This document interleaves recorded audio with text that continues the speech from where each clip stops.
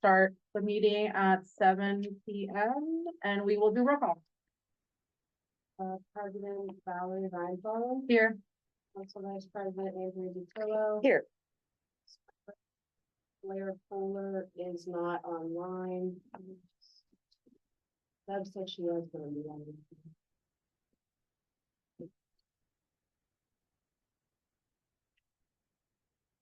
Yeah, she's on. Yes, Councilmember. Councilmember Brooke Bouchette Williams is not present. Councilmember Matt Castiglia, Here. Councilmember Greg Bogdanovich, Here. and Mayor Paul Brammer. Here. Awesome. And we will, hello Deb. Hi, Deb. And we will move over to public comment. If you are a Churchill Borough resident or taxpayers, please raise your virtual hand, state your name and your address, and you will have 3 minutes to speak. We have no people in person today. Let the minutes reflect we have Councilmember Brooke Bouchette Williams here. Good evening. Good evening. Good evening. So no one in person, but we do have one person online that would like to speak. Great. Please state your name, your address, and you have 3 minutes. My name is Bonnie Shanaki. The address is 303 Churchill Hello. Road. Hi. And I Bonnie. just wanted to, can you hear Bonnie, me? you're on, but we cannot hear you. Okay, it's set up so I can see that the audio is on. Deb, can On you my unmute screen. yourself to see if the mic is working on our end?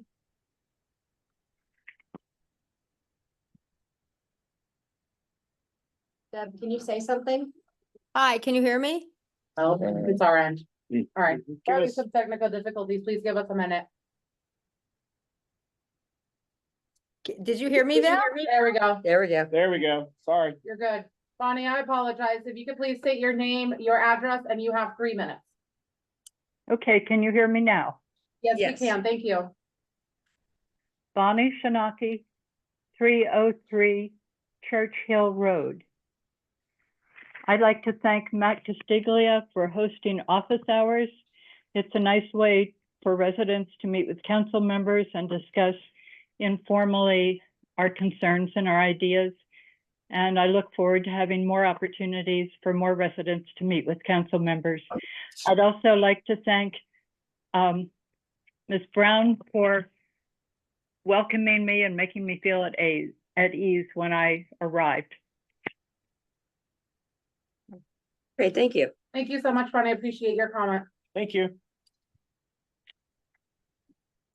Any other comments? I see a couple or one raised hand there. Let's see that far. It's like Dennis Flynn. Oh. Okay. We'll give it Taxpayers and residents only, Denny. another- Yeah, sorry.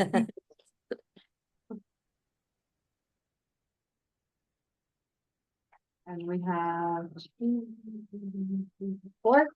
3 people, 2 people online right now. 3 people online.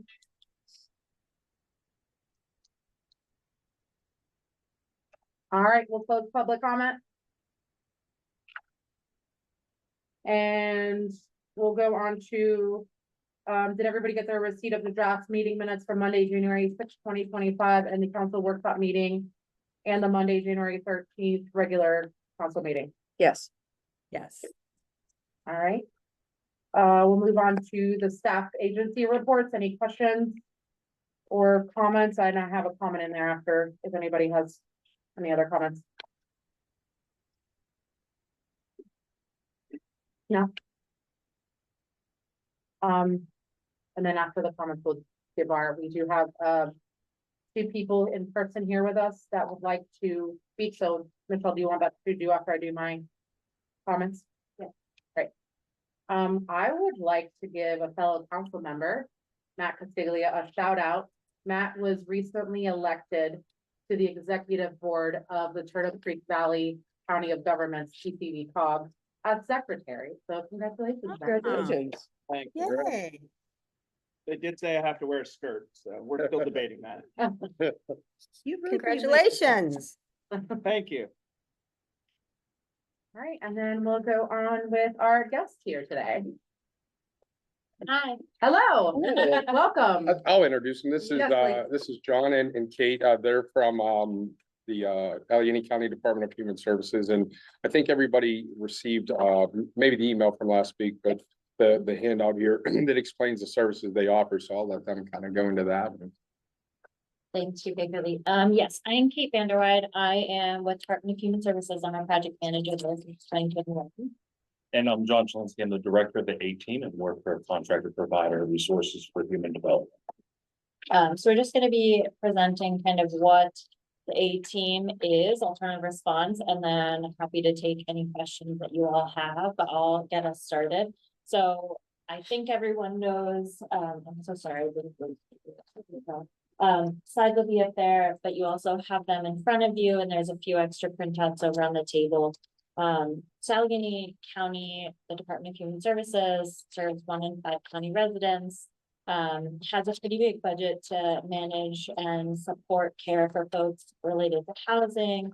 Runs the homeless system in Allegheny County, runs a mental health and substance use disorder treatment system as well, offers supports for family and children. And folks who have intellectual disabilities and autism, as well as a number of things. The team that I work on is especially trying to support folks who interact with the criminal legal system, whether that's with law enforcement or with the courts or the jail. And so a lot of the work that I focus on next years, and the team that I'm on focuses on is improving our crisis system. So how do we ensure that folks, when they're having a behavioral health crisis, can get a behavioral health response? And so this chart here kind of shows that when people are in need of crisis, they often call 911. That's the number that they know. These days, there's also additionally 988, which is a mental health crisis line across the country now. Here it connects to Resolve Crisis Services and their call center, or they might call 211 and ask how to get connected to help. And our vision for the county's crisis system is that ideally more people when in mental health crisis, substance use disorder crisis are calling those 988, 211 numbers, know that those are available to them, but we know that that'll take time. And in the meantime, they're going to be calling 911 for help, either because they don't know about these other supports or because that's the number that they want to call and they feel comfortable calling. But when they call, no matter what number they call, we want them to be able to get the response that they need and the response that's right for the challenge that they're having. And enter the A-Team. But additionally, I think in addition to this work, which is just one of the initiatives that we have, we envision a world in which there are more brick and mortar places for people to go. There are more helpers to help people when they reach out, that it's easier to access services. So the A-Team is kind of one of those initiatives, but we're working on a number of different things. Next slide. So why alternative response? Back in 2020, there was a crisis response stakeholder group that the county and Allegheny County Department of Emergency Services put together that called for sending the right responder. So that when I'm having a behavioral crisis, a mental health crisis, I want you to send the behavioral health response no matter where I reach out. And so that made us start looking to see if there were police departments that were interested in participating in a kind of alternative response pilot in which we could do that when people called 911, with the hope of de-escalating crises in the community, reducing unnecessary visits to the emergency department, reducing the chance for arrest or incarceration for folks, reducing unnecessary EMS use, reducing the time officers had to spend on behavioral health calls and repeat callers especially, and then of course offering connections to care for folks who really need it. And when we went out to go and find police departments that were interested in piloting something like this, launched from 911, we found Monroeville, Penn Hills, McKees Rocks, and Allegheny County Housing Authorities, one of our county partners. And that's where we've launched with our alternative response teams. And we've worked with them over the past few years, kind of design what the program would look like, how the protocols would work, how 911 would be involved, how we train police departments on how to use it, how we train the alternative responders. And through that process also published a request for proposal for getting a provider who would be able to really run this alternative response program, run this A-team. And through that process found resources for human development, which is who John works for. And that has really become the provider of our alternative response A-team initiative. Next slide. So before I pass to John, just the idea of alternative response is that it acts as a fourth branch of the first response emergency response system. So police, fire, EMS, alternative response. 2-person A-teams. They're made up of behavioral health first responders that can go out when people call 911. Law enforcement can request that the A-team go, and that allows for this behavioral health response to a behavioral health challenge. And now I'm gonna pass to John. I'm gonna cover how it all works in practice. Thank you. So we operate from 10 a.m. to 10 p.m. That's when we will respond to calls in the community 7 days a week, 365 days a year. The reason for that 10 to 10, when we did the research, this morning, Kate did the research before now. 85% of the calls that we would go on happen between that time. We've already launched, as Kate mentioned, in the areas of Penn Hills, Monroeville, McKees Rocks, and the Housing Authority. We've been operating in Penn Hills and McKees Rocks since the 15th of October. We've been on over 100 calls since then. And just at the beginning of January, we launched McKees Rocks and now launching select sites of the Housing Authority near or in the areas that we currently serve. Next slide. We look at the areas that we serve, so we can have a quick response. Our goal is to be on scene within 30 minutes of receiving a call, but we're usually there around 20 minutes. So our response time is rather quick, depending on when we get that call from the police department or 911 dispatch center. We respond to a lot of different calls.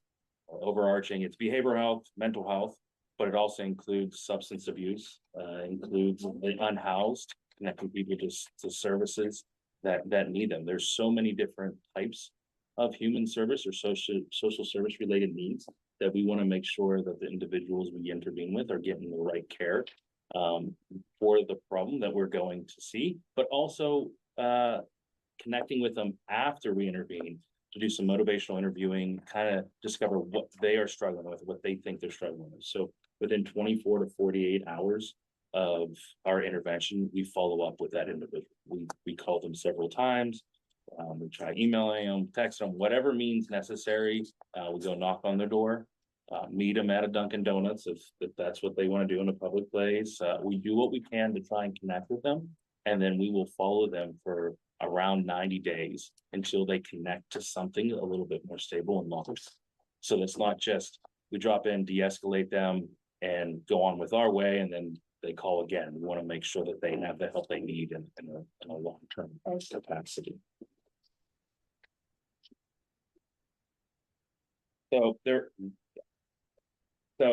how the process works is somebody calls 911. It is, they take the call at either ACES or depending on the area we're in, they have their own dispatch center. And then they send it to the dispatcher, they dispatch the police department. The officers on duty will decide whether or not to send us by ourselves, with them, or after they're already on scene. So those are the three types, and it all depends on what's happening in the call. Our main goals is that it's safe and appropriate for us. So safe and not medically related. So if somebody's having a heart attack or something medically related like that, we're not the right team. You know, if there's a fire happening, we're not going to put out the fire. We'll come afterwards and we'll help people that are maybe distressed or have lost a large party. We'll talk with them and connect them to shelters or services, but we're not putting out the fire. Right? We want to make sure that people are connected to what they need. So a lot of the things that we do is we assess for that safety. When we receive that dispatch from 911, we hit the road within 4 minutes of getting that call and on site in 30. And while we're on our way, we call the person that called 911 to gather more information. So a lot of times when people call 911, they don't necessarily give all the relevant information that we may need. But we ask about all kinds of different things to assess for safety, not just for our team, but the people there. And then while they're on the way and they have that call, it's a three-way call between the two first responders. We have a clinical super licensed clinician. And then they talk about how to approach a scene safely, how to maybe talk to that person, depending on what they're going through, so that we can provide the best care possible. And so we spend as much time as we can with the individuals. We help respond to suicidal thoughts, suicidal ideation, unhoused, like I mentioned. There's just so many different things that we will help the individual with, and our teams are trained for at least 4 weeks to respond to these different types of calls. And we have a variety of individuals with different backgrounds and education that can respond to people of all ages and that are dealing with different crises. We had, for instance, there's a couple of calls to give you a few examples. One is not one we would normally respond to. Like if you think about the crisis response, somebody was trespassing, but they were trespassing at a hotel. And the officers arrived, they realized that person had nowhere to go. So we met them there and connected individual to some shelter and some housing, but they had nowhere to go. It wasn't necessarily that they were trespassing on somebody's property, but they stayed there too long, but we wanted to make sure they had shelter in the cold winter months. We've responded to individuals that walk around the community, and while they're safe and they're not doing anything wrong, people sometimes feel a little bit uneasy about what's happening. And so we go and we talk with the individual, maybe connecting services or direct them where they can go. We also transport. So we transport people to help them with their needs. We have an ADA accessible van with a ramp in the back. We have some booster seats for young children. We will take 2-1s voluntary commitments to the hospital. We'll take involuntary commitments to the hospital if it needs to be, as long as it's safe. That's always the caveat, as long as it's safe. We've taken people to the bus station. We've taken them to other providers or substance abuse screenings, or to Resolve, or you name it. We've taken them to Target. They needed to get a gift card to buy an Uber to go somewhere. So whatever we need to help them with their current crisis, then that way we can follow up with them later to have long-term services. We're not the first ones to do this. There's a lot of places in the United States that have done this. It's still fairly new if you think about just society in general, or emergency services. We have a bunch of different cities listed here, excuse me, that have had these services for a while. Resources for Human Development has had a service like this in New Orleans for about a little over a year and a half, and responded to over 4,000 calls down there in that city. One thing that's fairly unique about what we're doing here, and it's happened in a few places, but not as many as the cities you see listed here, is that this is county. So we're participating in multiple municipalities and navigating that reality, as opposed to one police force, one fire, one EMS. We are navigating having such multitudes of wonderful folks in the county. Love the correct face. Yes. Approach there. Yeah, that was nice, that was nice. Those correct face. Next slide. One thing that everybody always asks is the safety. That's everybody's concern. So we just wanted to talk a little bit about what it means to be safe. 99% of calls, people feel safe on. The program we have in New Orleans, haven't had any instances where somebody was harmed or injured. In the listed places in this study, there's no deaths, no injuries, and I don't even have any data on anybody being seriously injured or killed in this line of work. And in some places it's been going on for 10, 15 years. So it's safe. And then the response, we survey every one of our staff when they go out about whether they felt safe. Are there any concerns? Is there anything that we can improve? And 99% of the time they felt completely safe, because we have those safety checks in place, not just by receiving information from 911, but receiving the information from the 911 caller, but also assessing the scene, as some law enforcement has taught me, the OODA loop. So I use my staff to observe, orient, determine and assess, right? I don't know. Man, I totally forget it. The words are kind of different. Yeah, so it's safe. Next slide, please. So the reason that we're approaching you all is, we've launched in Penn Hills and Monroeville, y'all are nearby there. We spoke to Wilkins last week.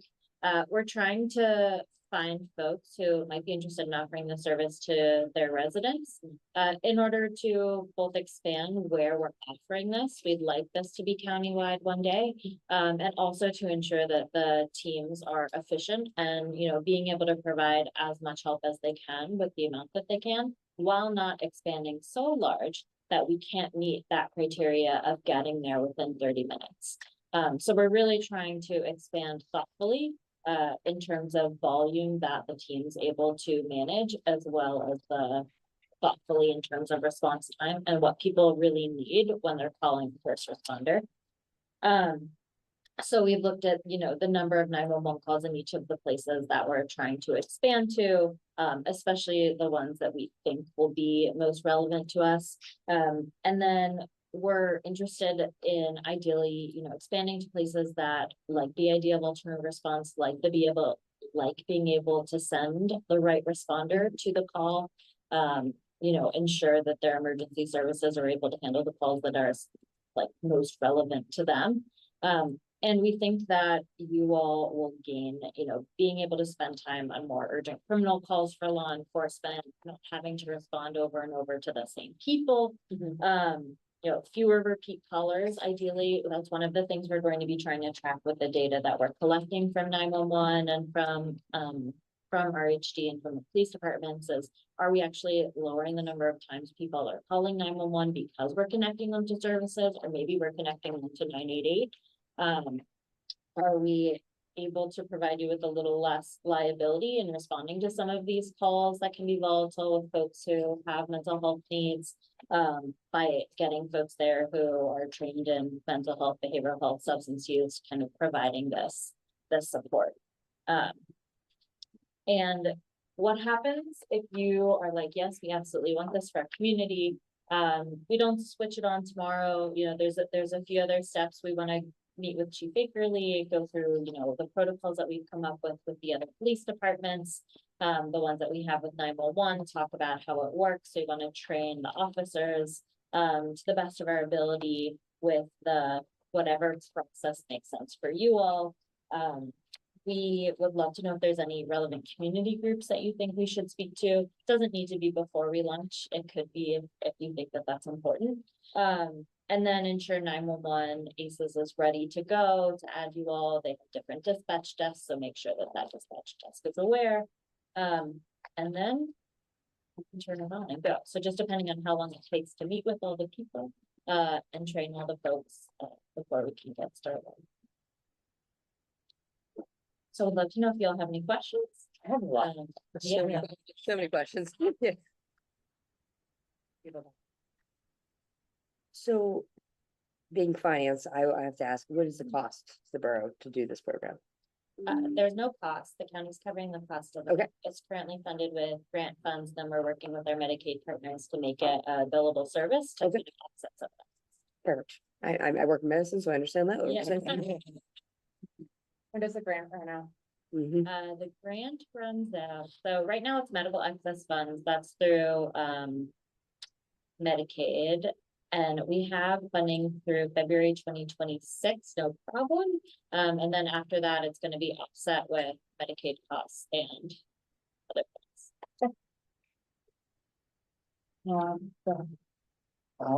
So is there the contract between the county and the provider? That's correct.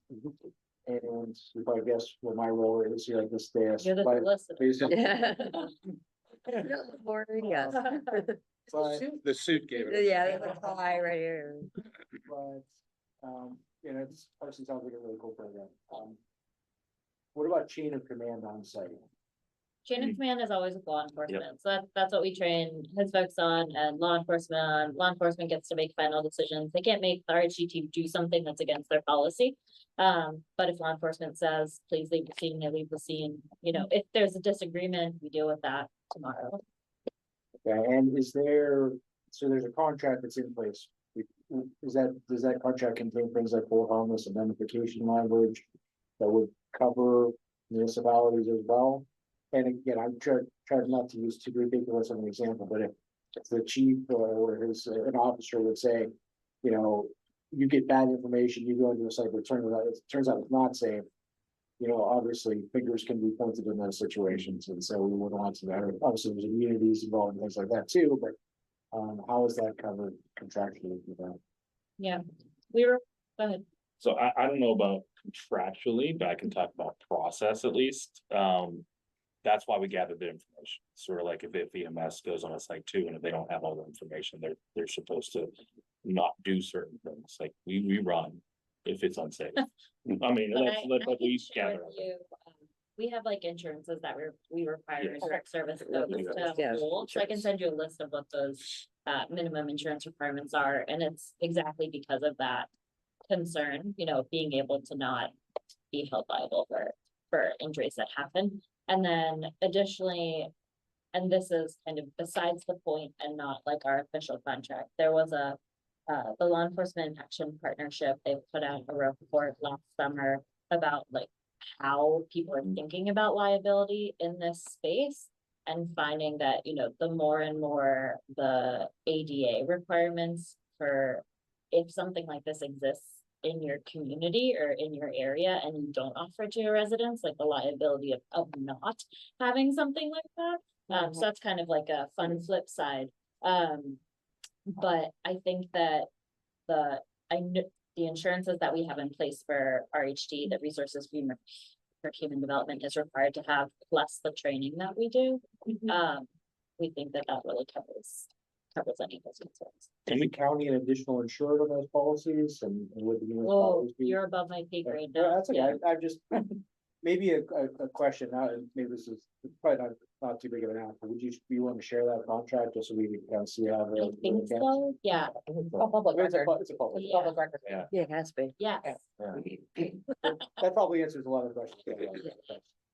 I think that it's incredible that you all are meeting, like the hierarchy of needs. If somebody's in crisis, they're not gonna be able to find a resolution until you meet those crisis, whether that's going to Target to get a gift card, that might be the thing The thing, yes. that like gets them to that next step, so I think that's awesome.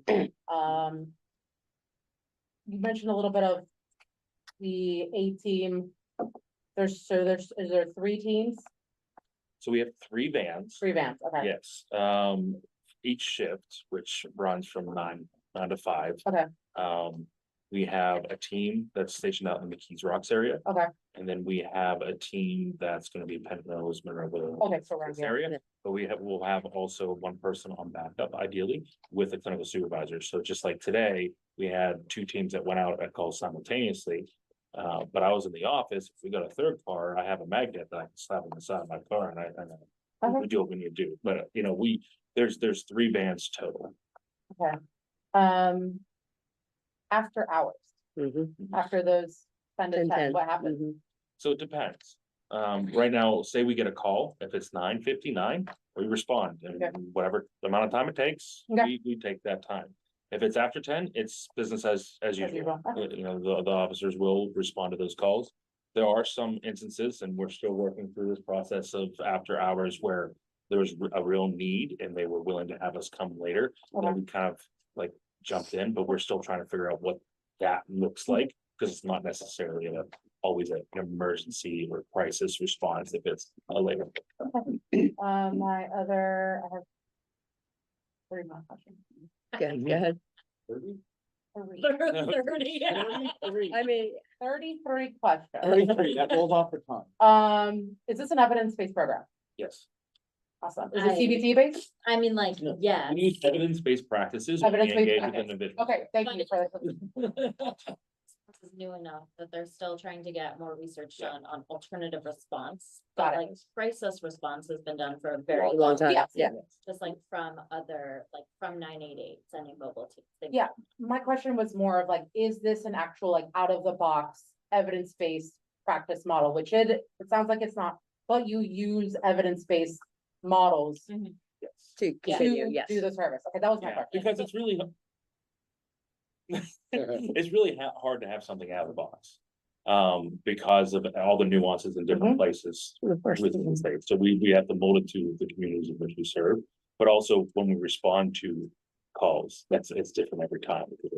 But we use, every shift has that licensed clinician that uses different modalities and evidence-based practices to engage the.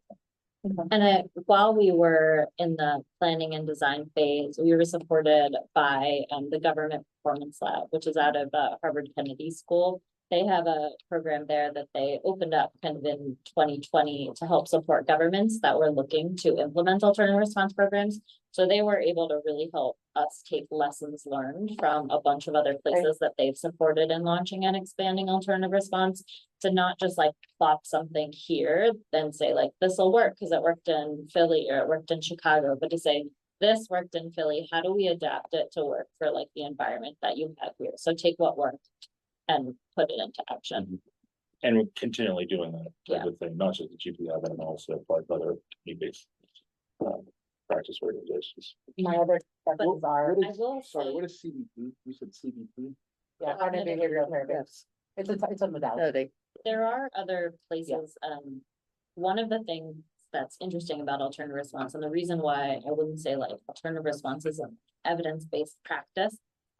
Is because in a lot of places where there is one police department, one EMS, one fire, they pull from fire and they pull from EMS to build some of their teams. So in some places you'll see like an EMT and a behavioral health responder going out together. In some places it's more focused on the unhoused population. So you'll see outreach workers going out together. In some places, it's two EMTs. So what works in alternative response is still being decided. The fact that sending the right response works is no, but like what version works where for who, I think is still, to be determined. We think that this will work here, given that we have so many police departments. We can't pull from our one EMS agency, but we can find a behavioral health provider that can hire the right people to kind of serve across municipalities. You mentioned the onboarding process and training. How long does that usually take if,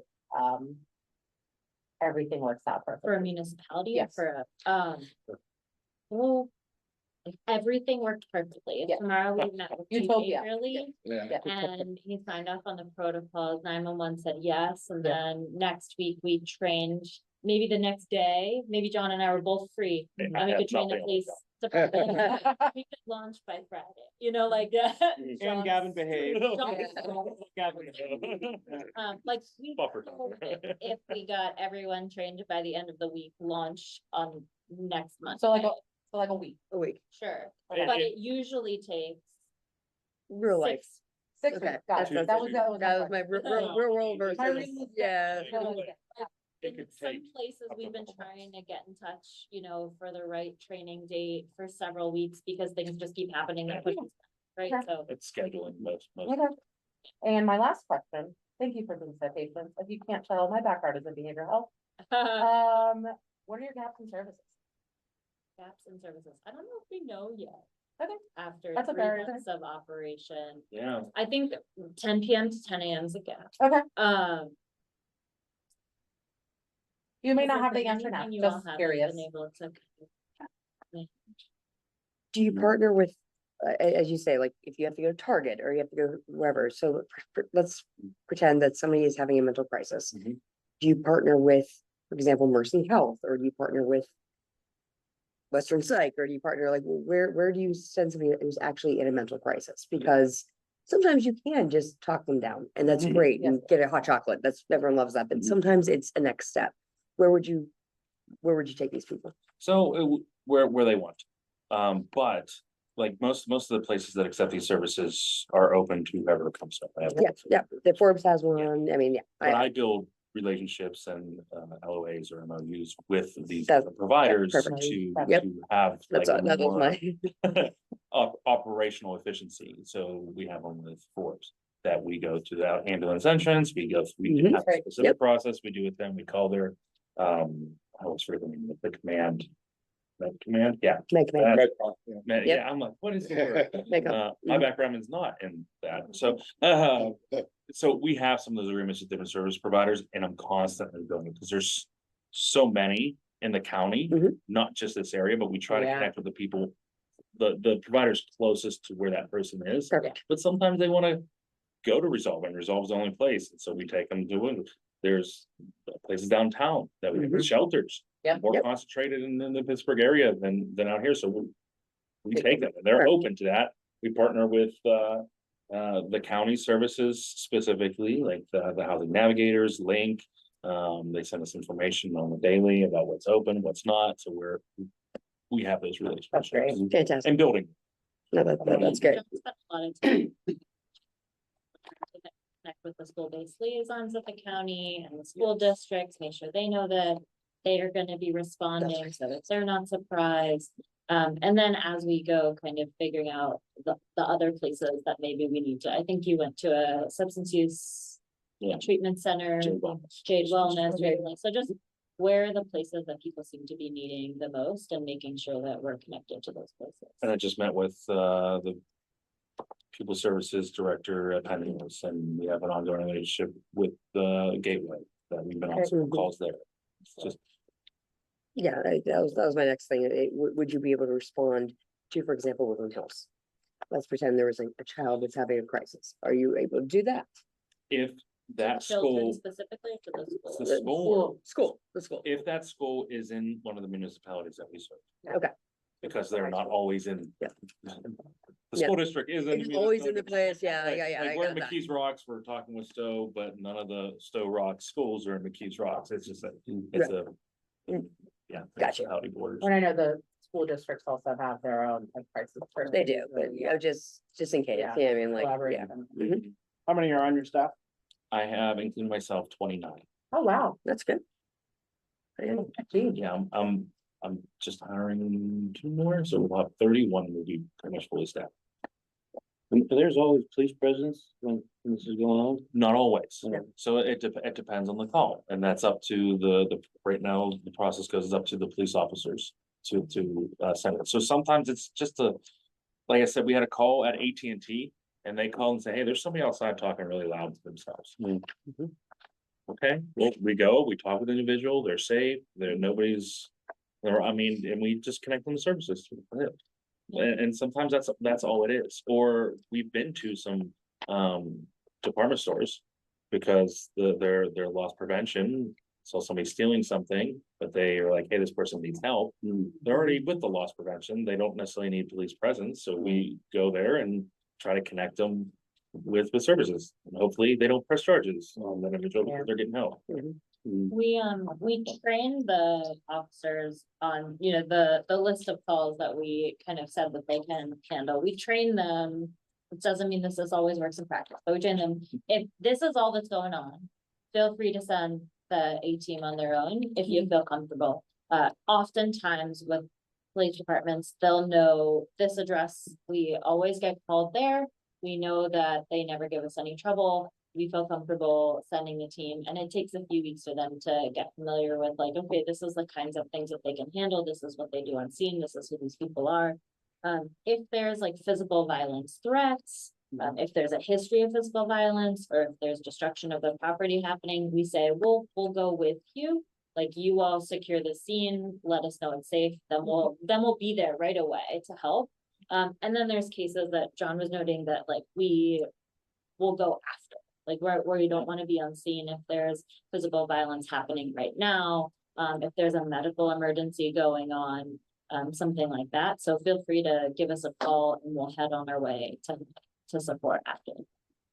So those are the things that we try and train on, and then we hope that law enforcement builds trust in the team and who they can handle. And I make myself available as well, as long as the chief of the police department support is, I stop by, I attend roll calls, I answer questions.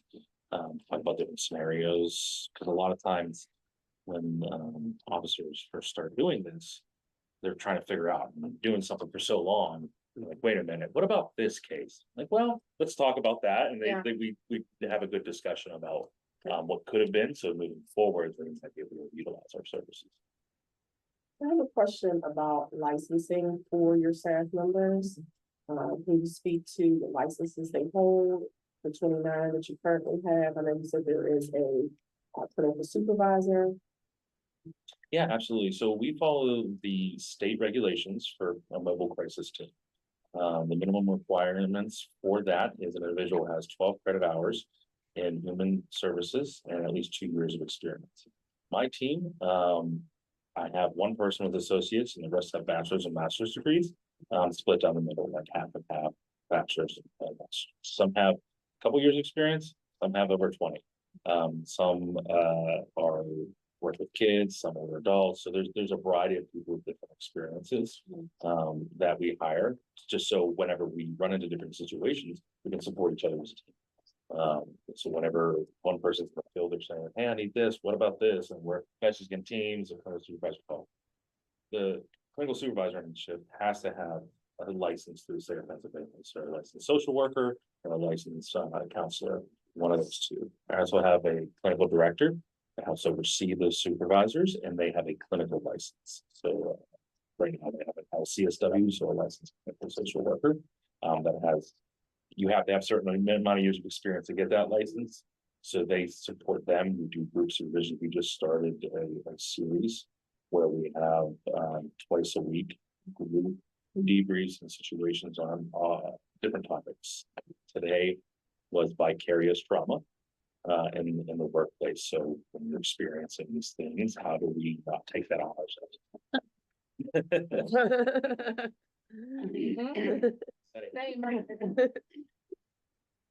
Thank you.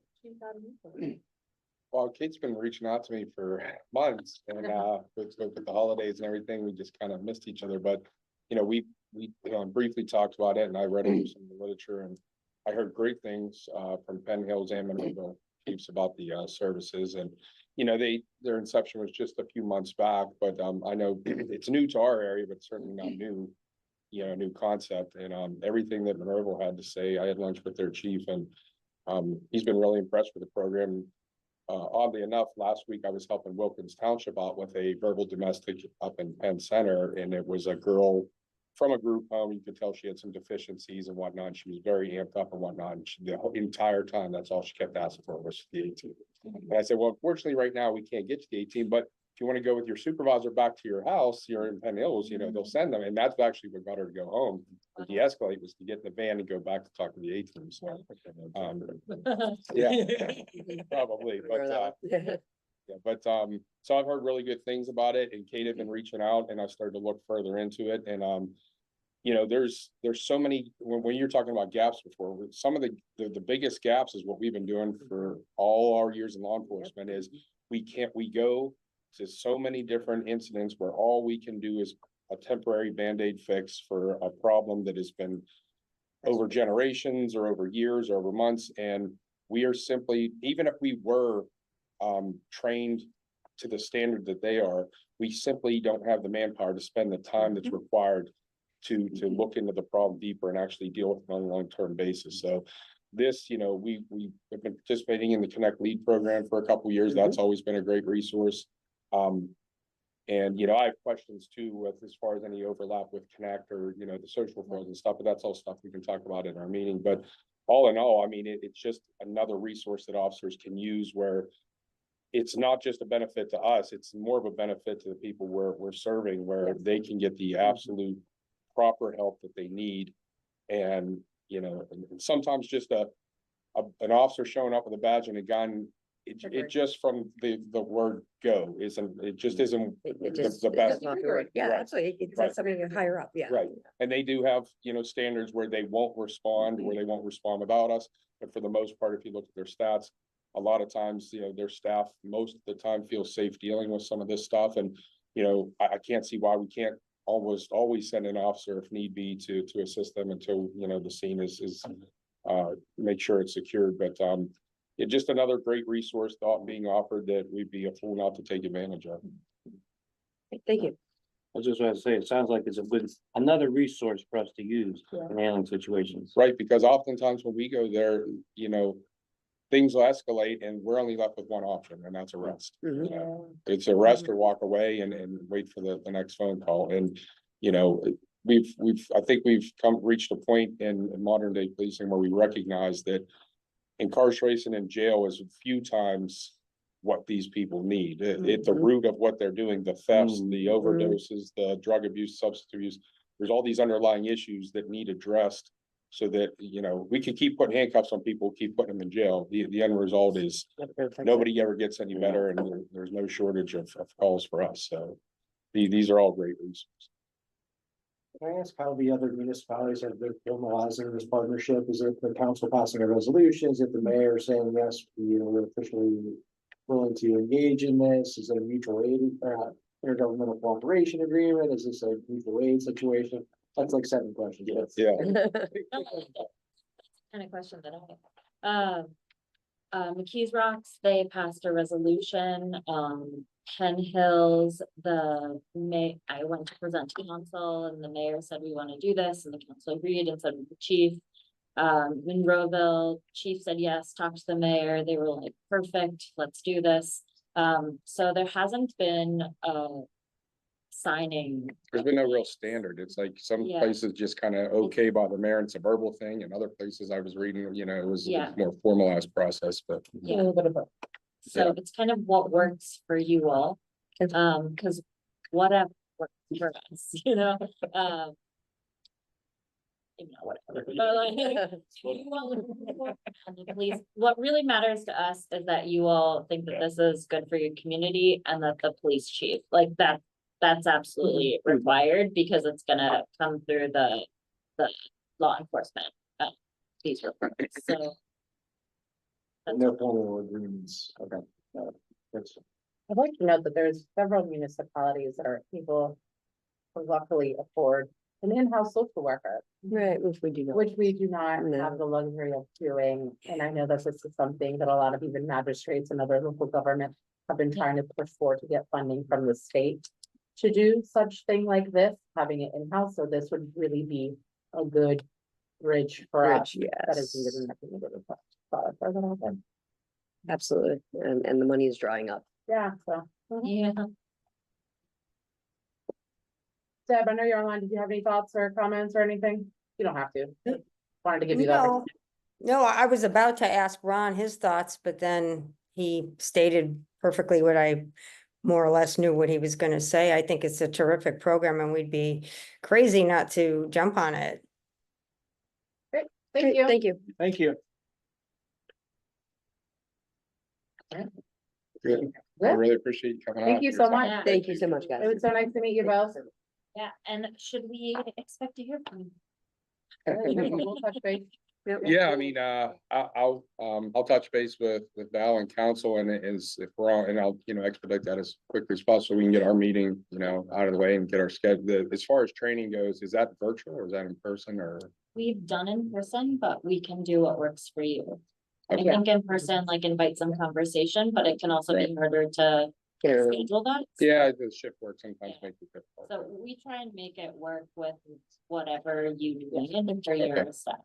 Sounds good. Yeah, we've done a couple trainings for door roll calls when the shifts overlap. Right. Yeah. Yeah. I can see that, yeah. Well, we're a small department, you know, we have 9 Yeah. guys, so it wouldn't take much in the virtual aspect of it.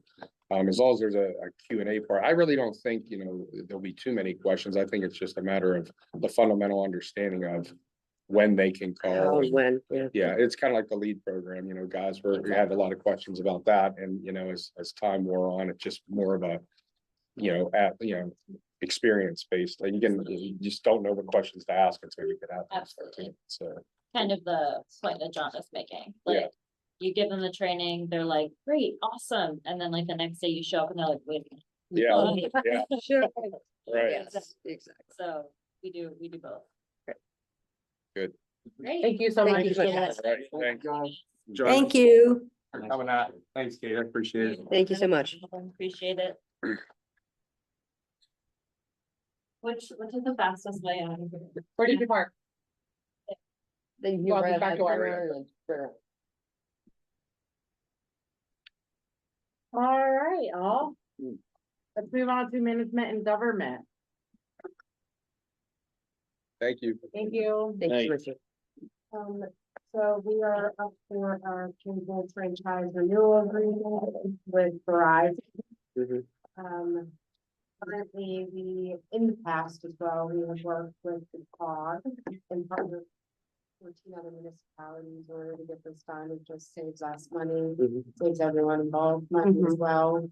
In 2024, from our, franchise cable agreement, we received about $59,000. So those numbers are old, so currently we're talking, about how we can get better numbers.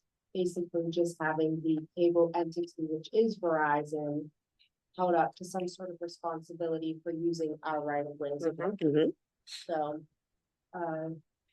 there will be, a part of that requirement is to have a public comment period, which will be at the beginning of our next regular meeting. So if the individual would like to speak about that, they can do so, at the beginning of our next. The next month. Mhm. No, No, Oh, regular meeting.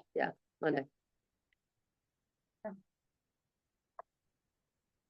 Thank you. Finance. All right, so we're discussing the possible 3-year agreement with Possack, Speck, Mitsel, and Wood LLP to complete Churchill Borough's annual audit for the years of 2024 to 2026. Can So, you say that again? no, 3 times fast, I'm not, I barely got that one out. Heard it a bit, yes, so, I mean, as we know, we have to get audited every year. Yep.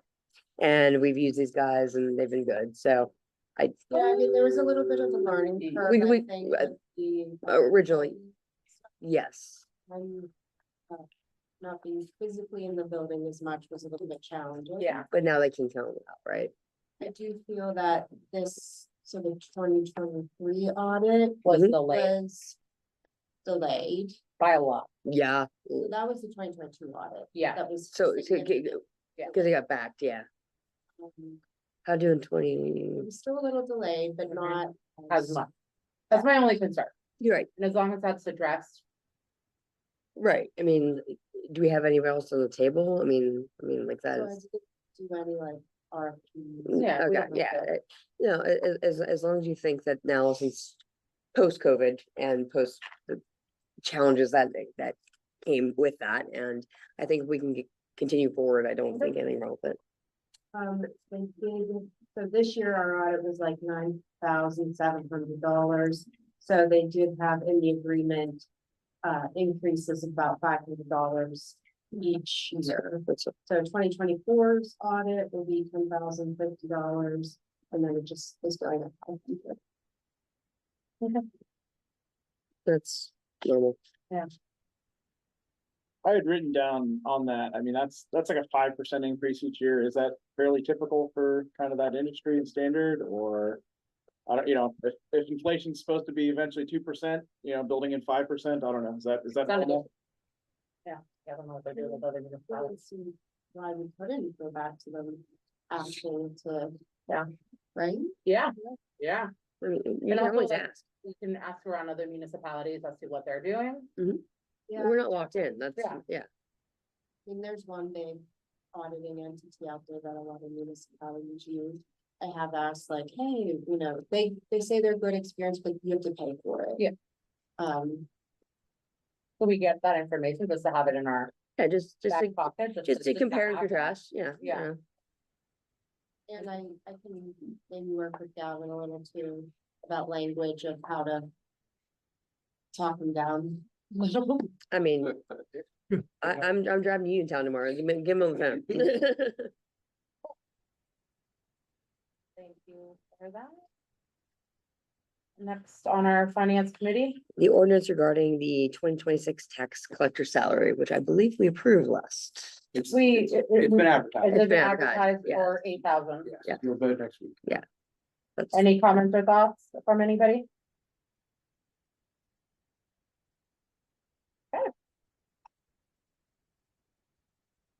Moving on to public safety. So we already had our guest speakers, Yep. yep, so I'll let the chief jump in, but just renewing our motor carrier safety assistance program. So that's the program that allows us to do the commercial inspections, and I'll let Ron take it from there. Yeah, just briefly, it's an agreement we have to sign with Pennsylvania State Police every year to continue to do our commercial motor vehicle enforcement. The standards are really strict for officers. Not only their training, but to stay certified, they have to do 37 inspections, just safety inspections a year, and they break that up into quarters so that, you know, we're not out there in the summer months hammering away and then the winter time we go dormant. So there's a lot of T's to cross and I's to dot. So it's just something we renew every year that PSP requires for us to continue to participate in the program. There's also some updates training that we'll be going to in, I think, 2 weeks. And just along, and just right along, since I knew you were going to be talking about this and Michelle brought it to my attention, just as far as stats go, Officer Lewandowski provided me, he was certified in September, so he began motor vehicle enforcement October 1st of last year. So from October 1st to December 31st, the 3-month span, he wrote a total of, I believe he did 17 inspections, of which he wrote 35 citations. For safety and equipment violations, the fines totaled $10,778. The 5 citations he wrote for weight enforcement and overweight trucks totaled $26,400. So to put that in perspective, that's well above what the department does annually. I mean, it's the mix-up enforcement is the fines are very significant for these violations just because of the inherent danger of the size of these trucks on the roads, the damage they do to our infrastructure. So of course, you know, from those figures, you know, we get for all the individuals found guilty or guilty pleas, we get half of the fine money. I know in speaking to Wilkins Township, their mix-up officer who's been certified the last couple of years, his numbers last year, he was about $248,000 in fines. So if people pay their fines like they're supposed to, you know, half of that to the borough would be well over, you know, $125,000. So it's well worth the time and effort in the enforcement. We did get our scales in 2 weeks ago. Officer Lewandowski took them up to Harrisburg, up to State Police, to the Department of Weight and Measures to get those certified last Thursday, so they're good to go. Awesome. And I know we've been talking, and we were talking about how to, they're very large, they're about 3.5 to 4 feet long, 2 feet wide. They have some, you know, weight to them. So we're trying to figure out a mounting, some way to mount them in the back of the car where they'll be safe and that they won't get damaged or knocked out of calibration. And an idea we came up with, and I'm working with one of the owners of the Westinghouse property, is to do these inspections and do the weights, you need a large flat area for most of the trucks. What I was hoping that they're in agreement with is that we can just escort the trucks from wherever he stops them to Westinghouse, and we can secure our scales in the facility up there, whether it's a lockbox or one of the foyers to the building, where we can just escort the trucks up. He can pull the scales out, do his thing, and get them on their way. So I'm working with them, and I don't think that's going to be a problem. So for now, instead of mounting them in the cars and making them mobile, we'll probably put them at the facility up there where we're going to be doing the inspections. So. Great. It's also nice because it gets them off the road. You know what I mean? Yeah, right. Yeah, so you don't see flashy lights and. Yeah, big we trucks try and- the inspections we don't ever do on the road. We always pull them into a parking lot, but for our part, like Wilkins Township has some more resources that they can use with Pep Boys in different areas. Yeah. For us, there really is no area, and we don't want to be in a school parking lot or Right. whatnot. So Westinghouse is the prime location, and it's nice because once we're done with them, if they were in violation of the weights coming down Beulah, we can send them right up Churchill Road onto the Parkway or Right. up this way. So, So you can get them out of here, right? yeah, right. So, Excellent, thank you. sure. And then one thing it was, didn't want to forget about is I know we have applications open for, you know, a new officer through February 21st. Would you just mind mentioning how that's going? Yeah, so we've had several phone calls and emails. We've received, application periods open until the 21st. And usually the last week or so is when you'll see a little influx. Last time we had a total of 7 applicants, 2 showed for the test. Right now, we already have 4 applications. Okay. All of them are certified working police officers who could jump right into the position once they're hired and would require just FTO training on the street. Then they're ready to go. They're currently working as police officers. So, Thank you. Thank you. sure. This segues into communications. Would we be able to push that out more via our We've, social media? they've been doing it. Yeah, they have. Website, we've done Savvy Citizen, I believe, but we can do it. Yeah. You have Especially the right around the Facebook. deadline. Yeah, I do Like, it like a 2 week weeks before. the deadline Yeah. And then a week before. And we have it on the Churchill Police site, but we advertised with the Western PA Chiefs of Police, and they have 13,000 subscribers, of which 5,400 use the that's where a lot of our emails are coming from, are residents from out of state, officers from out of state. We've got a couple from Philadelphia who've Great. inquired, so Great. yeah, Wow. it's a far reach, so. Okay, Good. awesome. Excellent. Thank you for that update. All right, we will move over to infrastructure. Shirley asked if I could just speak on that, in her absence. Not too much going on in infrastructure. We are planning on starting the bidding for the paving projects for 2025. I know we had talked in our committee about, possibly looking into another newspaper or anything, but definitely going to do our usual in the Valley Mirror. Okay. The proposed paving projects for 2025, which were approved by finance and everything, about 75 to 100 yards of Upper Ridgewood Drive, to the Wilkins Township line. And then Marbury and Beulah being the two repairs from the previous sinkholes previously. Mhm. So, I know there's not too much involved, just a little bit of milling and paving for that. And, LSA grant, we, got the final grant contract. Everything's good with that. No timeline yet on it. We are working to kind of try to nail that down, but you know, there's a lot of moving parts to that, so. That's radar. Mhm. I know Dennis has some information too, that he wanted to share. Raise your Raise your hand. Yeah. Would be the appropriate. So again, as Greg mentioned, this is just a breakdown. This alternate bid was not kind of defined as of yet. We were looking for something that would fit, knowing that typically we try to bid with an alternate bid just to give the borough an option unless there was something else that you would want to bid with the project. Ridgewood Drive is just a small portion of roadway. So, map, just this small portion of Yeah. Ridgewood. The other portion of Ridgewood would not be touched, but there's consideration to include Gilcrest. Again, just a very small portion of Gilcrest off of Ridgewood. Could be considered for an ad alternate. One other item that we discussed with infrastructure committee was Rejuvenator as a secondary option in addition to paving. We looked at that and based on budget did look like that would fit. That would be a separate bid and would be bid later, so we can wait and see how those bids come in for paving before we consider Rejuvenator. The rough schedule for bidding would be based on if council approves at the meeting next week. The advertisements would be in the paper in March. Just because of the timeline, we wouldn't be able to fit it so that it could be awarded in March based on the typical required bid timeline. So with that, the anticipation is that bids would be open prior to council award in April for that paving project. So next week we would just be voting to advertise, correct? Thank you. Thank you.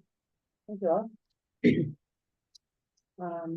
We will move on to communication committee. Yes, our newsletter, all articles are due by Friday, February 28th. We had a meeting about, possibly getting advertisers. Michelle did a little bit of research on some other municipalities that do put advertisers in their newsletters, and so we need to take a look at what they charge compared to, what you know, what we would charge based on the population of our borough, but I think it's a good idea to, you know, generate some money, so we're looking into that.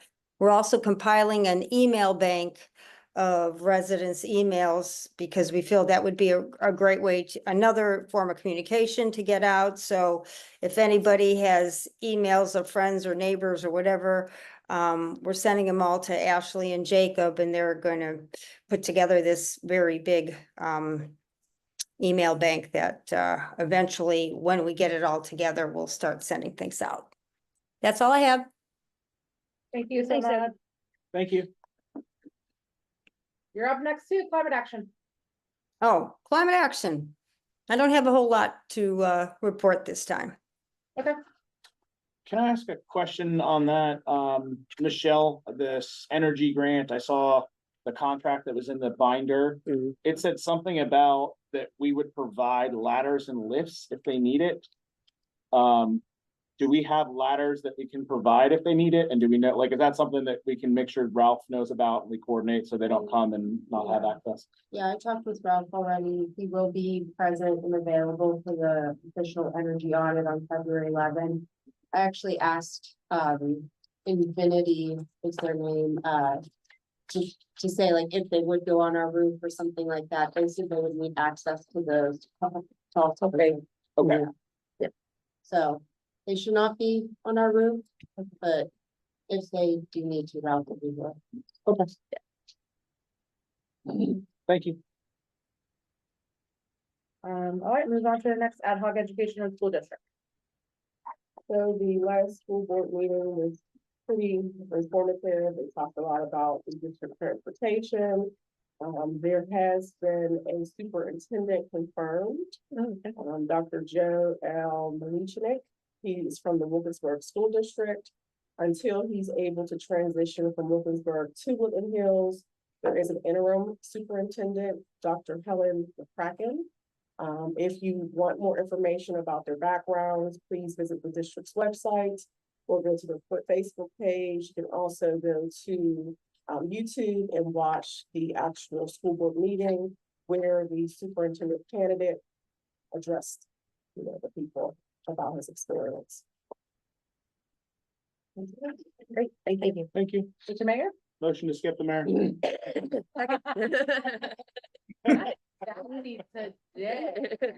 You'll be lucky. What'd you Jacob. have for lunch? I don't have a lot today. I do, however, have this Yes, I'll sign have from it. the Thank you. Blackridge Civic Association. We're having a fundraiser. It's a spaghetti dinner. It's a benefit to Blackridge Civic Association. It's on Sunday, February 16th, 25, from 4 to 7. Reservations preferred. Takeout will be available too. It's costs us $10 per person.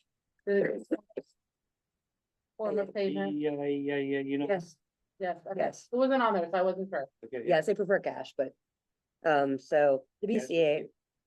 Also, so the park is available to anybody, right? And the pool is available, anybody in anywhere can join the pool, so this is a benefit for them. Sorry.